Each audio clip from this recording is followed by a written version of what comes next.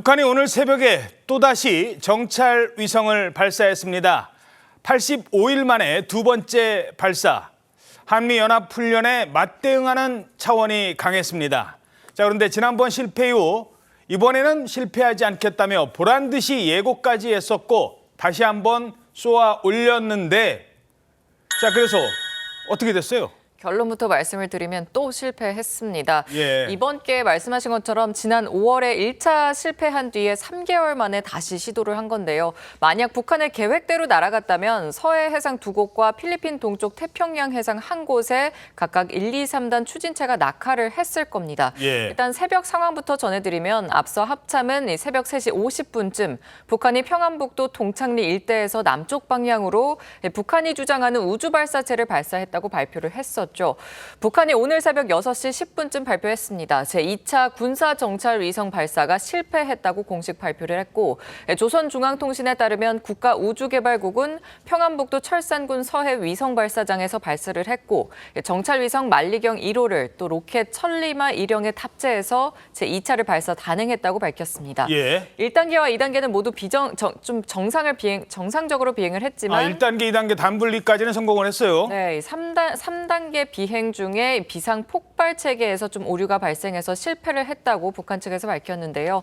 북한은 사고는 크지 않았다고 평가하면서 오는 10월 제3차 정찰 위성 발사를 단행하겠다고 다시 예고를 했습니다. 말씀하신 것처럼 지난 1차 실패 때도 김정은 위원장이 정찰 위성 실패에 대해서 가장 엄중한 결함으로 질책을 했었는데 예. 그만큼 이번 발사를 좀 성공시켜야 한다 이런 압박이 좀 높았거든요. 그랬었죠. 이번에도 실패를 했기 때문에 내부에서 좀 어떤 반응이 나올지 지켜봐야 할 것 같습니다. 예. 자, 또 한 번의 실패. 이번엔 매서운 후폭풍이 예고돼 왔었습니다. 계획이나 정책이 실패하면 북한은 책임자들을 강하게 문책하면서 이런 반응을 내놨죠. 절대 용서할 수 없다. 경종을 경종으로 받아들일 줄 모르는 정치적 미숙아들, 지적 전응아들, 책무에 불성실한 자들을 절대로 용서할 수 없다고 당적 법적으로 단단히 문책하고 엄격히 처벌할 때 대하여 명령하셨습니다. 자, 저렇게 수해에 잘못 대응하거나 코로나 실패하거나 또 경제 문제, 화폐 개혁 이런 거 잘못하면 숙청으로 이어지는데, 근데 이번에는 기술자란 말입니다. 기술자를 또 어떻게 하면 다음은 또 누가 만드는데요? 이런 문제도 있습니다. 게다가 시기의 문제가 있거든요. 사실 북한의 이번 정찰 위성 발사 현재 진행 중인 한미 연합 연습의 맞대응 성격이 강했습니다. 실제로 이번 을지 프리덤 쉴드가 시작된 첫날에 순항 미사일이라는 걸 발사를 했습니다. 저희들이 지난번에 보도를 해드렸는데, 자, 순항 미사일 발사 장면 볼까요? 자정을 기해서 우리가 한미연합 연습 시작하니까 김정은 위원장이 저렇게 현지에서 시찰을 하면서 해군 함대를 직접 보면서 저 빨간 거 날아가는 거 보십시오. 그리고 뭐라고 했습니까? 전략 순항 미사일 발사 실험에 성공했다, 참관했다, 이런 얘기를 조선중앙통신을 통해서 보도를 했죠. 그런데 어떻게 됐습니까? 실제 명중하지 못했던 것으로 파악이 됐고 과장도 있었습니다. 전략 순항 미사일이라고 주장했었죠. 사실 이 전략이라는 말은요, 핵무기를 탑재할 수 있다. 쉽게 말하면 그런 얘기인데, 하지만 저건 전략이요?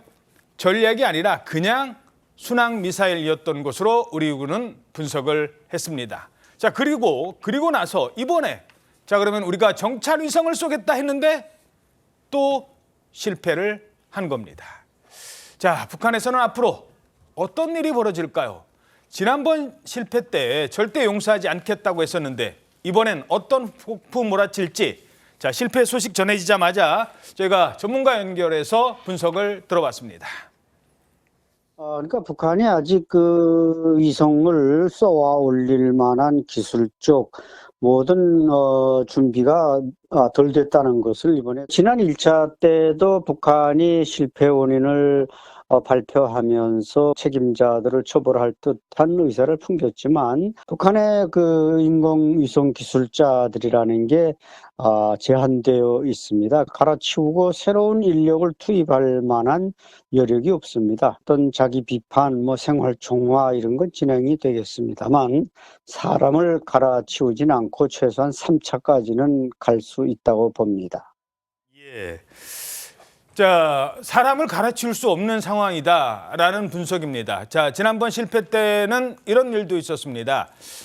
우리 군이 앞서 잠시 화면에도 보여드렸습니다만 북한이 그 실패한 그 정찰 위성 그 잔해물 누가 올렸죠? 누가 인양했죠? 우리 군이 인양했습니다. 북한으로서는 정말 보여주고 싶지 않은 저런 치욕적인 장면까지도 연출을 했습니다. 저기 천마라고도 써 있잖아요. 우리 군이 인양을 했는데 자, 북한에 아주 큰 후폭풍이 예상되는데 김정욱 위원장님 어떻게 분석하십니까? 그 최고저놈이라는 김정은의 분노가 아마 극에 달했을 거다 이런 생각이 듭니다. 왜냐하면 이번 그 정찰 위성 발사는 그 한미 연합훈련 그리고 한미일 정상회담에 대한 경고의 성격이 있었잖아요. 그랬었죠. 우리가 너희들이 이렇게 뭉치면 이렇게까지 할 수 있다라는 걸 보여준 건데 처참한 실패 아닙니까? 거기다 1차에 이어서 두 번째 실패했단 말이에요. 그러니까 지금 아까 전문가 말씀하셨지만 그렇다고 해서 기술자를 어떻게 날려버릴 수도 없잖아요. 예. 10월 달에 3차를 하겠다라고 이제 예고까지 한 상황이니까 아마 저 기술자들 이번에도 실패하면 우린 정말 다 아오지 탄광이다라는 그런 공포감에 덜덜 떨면서 예. 일을 하게 될 거예요. 근데 그렇게 밀어붙이다 보면 사실은 또 사고 나기 쉬워요. 그래서 10월 달에 어떻게 될지 그 지켜봐야 되겠지만 근데 저는 개인적으로는 그 이미 북한의 어떤 저런 식의 그 무기를 통해서 자기를 그 증명해 보이려는 시도는 한계에 도달했다. 이렇게 봅니다. 저런 미사일을 계속 쏘면서는 세 가지를 노렸을 거예요. 하나는 자기 국민들을 이렇게 결속하는 그런 모습. 야, 우리 수영동지께서 이런 거 하고 계시다. 두 번째는 남한 내부의 어떤 그 분열이라든가 두려움과 공포심을 만들어내는 거. 세 번째로는 한미일 그 삼국이 서로 분열하게 만드는 거. 이 세 가지를 노렸을 텐데 어느 하나 일본은 모르겠어요. 북한을 안 가봤으니까 모르겠지만 남한 내부에서도 그렇고 그다음에 한미일 상호 분열이 아니라 오히려 강화되고 있고 그러면서는 저런 식의 어떤 협박 정치가 협박 외교가 과연 얼마나 더 먹힐 수 있을 것인가 이런 부분에 대해서 굉장히 회의적입니다. 예, 알겠습니다.